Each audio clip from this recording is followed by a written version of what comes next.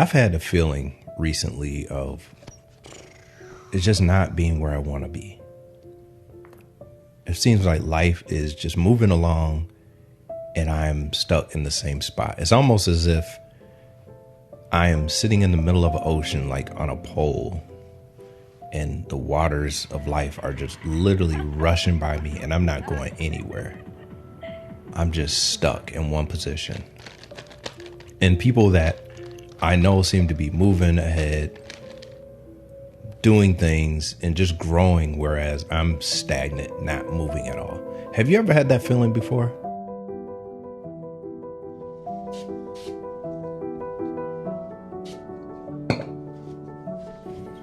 I've been thinking about that a lot, and I'm trying to figure out, why do I feel that way, number one?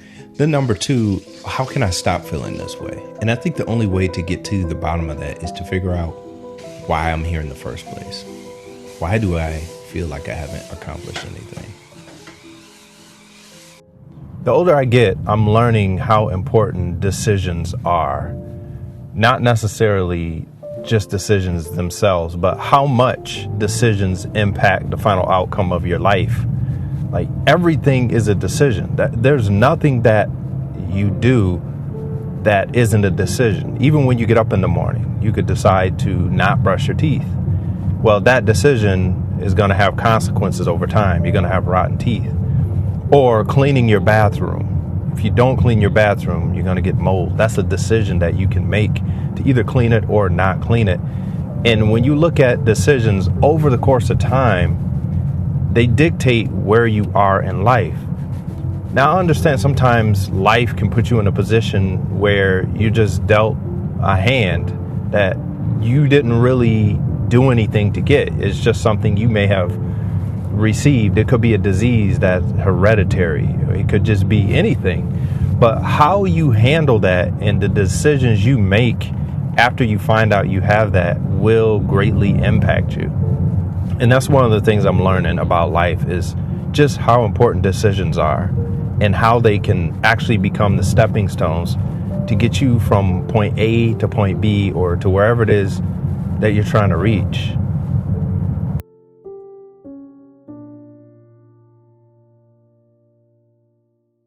I think one of the hardest things for us humans to process in our minds are when we compare ourselves to somebody else.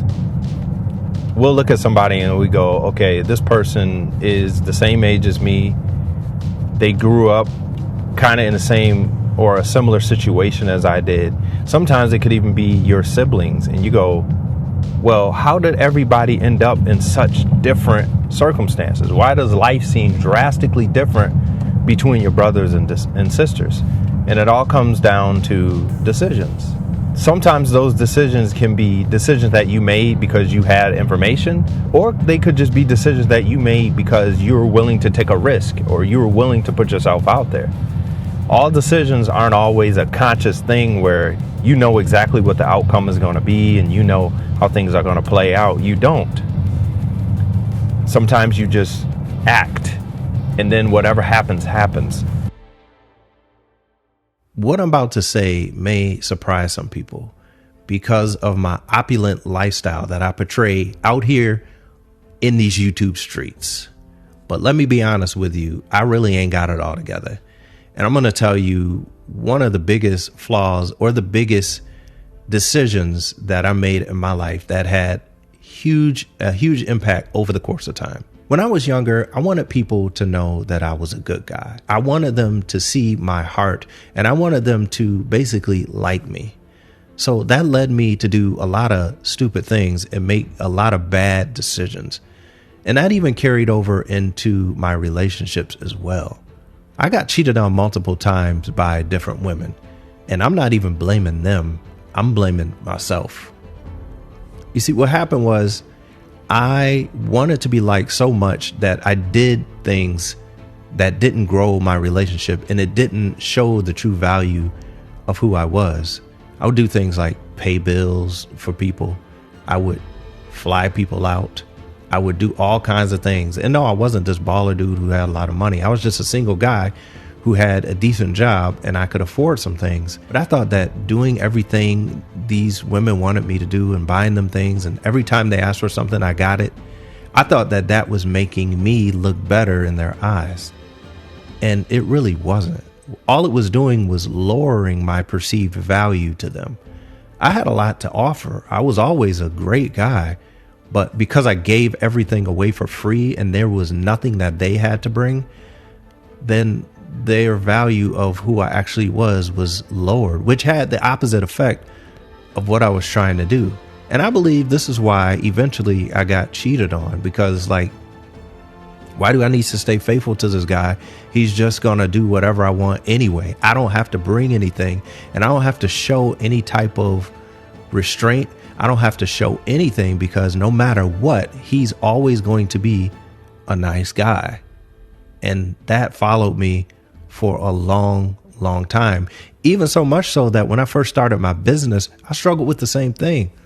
I would set my prices, and when people didn't like them, I would change them, because I wanted people to like me and I wanted people to go, oh, he's a good guy. He worked with me. And they would tell me their stories about how they didn't have money and how they were struggling and they just needed help. And I would feel like I want them to know that I'm a helpful guy. I want them to know that I care about the problems that they're going through.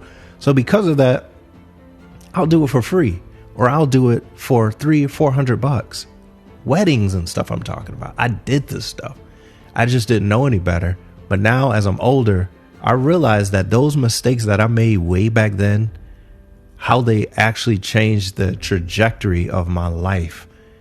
And I am seeing now the importance of knowing how to make wise decisions and dealing with other things beneath the surface that can cause you to make bad decisions.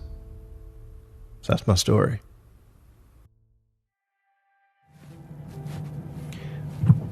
We have been taught that emotional decision making is a bad thing.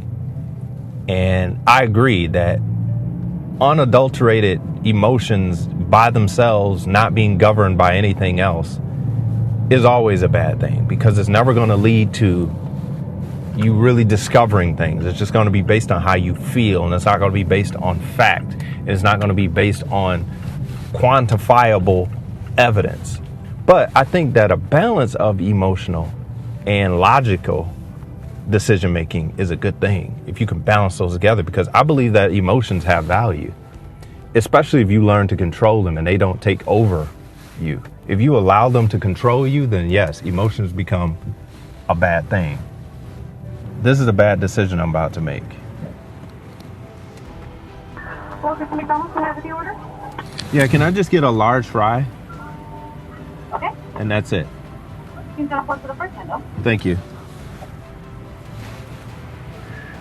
Now, I could tell you that it's not a good idea for me to get fries at McDonald's consistently. Now, one time may not be bad, but if I make a habit out of this, and if I decide to keep doing this over time, I'm going to have health issues. And I know that.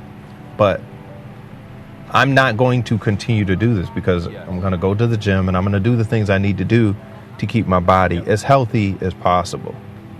So sometimes you can make decisions that aren't good, but they're not bad in the short amount of time. If you consistently make a bad decision over and over and over and over, it can turn into something bad. But it's interesting to me how some decisions you make may not affect you right away. And I think this is what gets people in a jam, especially when it comes to money, because you can consistently make bad financial decisions over and over and over, and they may not affect you right away, but over time it will. And I think this is why it's very important to use emotion and logic together. Thank you. You too.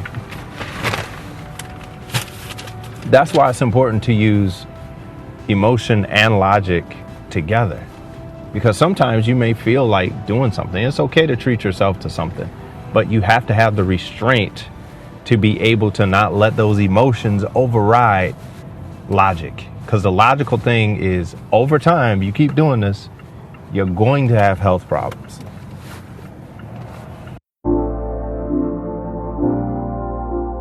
So I've done a lot of talking in this video, And all of that culminates into this question: how do you make good decisions?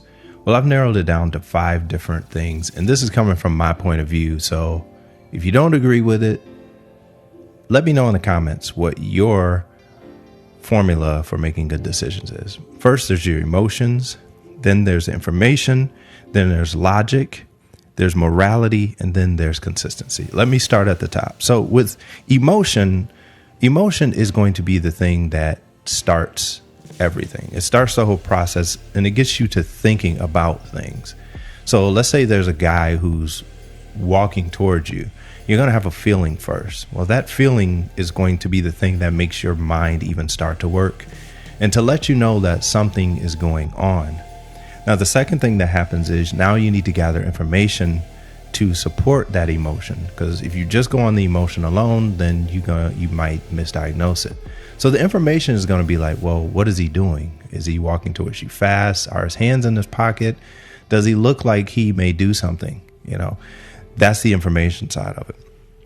The third part is the logic. Well, we put the emotional side and the informational side together, and we go, okay, well, he is walking fast and his hands are in his pocket and it feels a certain way, but is it raining outside? Is the weather making him move quickly because he's trying to get inside? Well, the logical thing is going to be based on a lot of different components. Like, okay, my environment is a certain way. Am I in a bad part of town? Am I in a situation that I'm normally not in? Have I seen this guy before?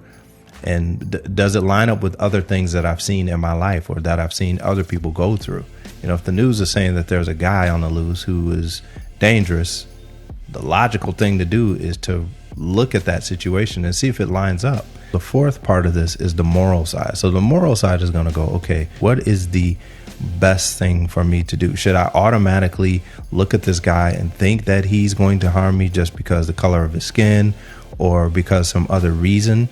Because sometimes if you have the outlook about certain people, then your feelings and emotions and everything's going to line up perfectly, and it's going to be a bad decision. So you have to think, am I thinking of this human as equal first? And if you are, and if they're equal, but there still is a threat that is setting off your logical, your information, and your emotional side of things, then you move forward. Now, the last one is the consistency. The consistency is the more you do this over and over, and the more decisions you make based on these other components, then the better you become at making decisions. Just like anything else, the more you do it, the better you become. So that's my formula for making wise decisions. And I think it has served me pretty well.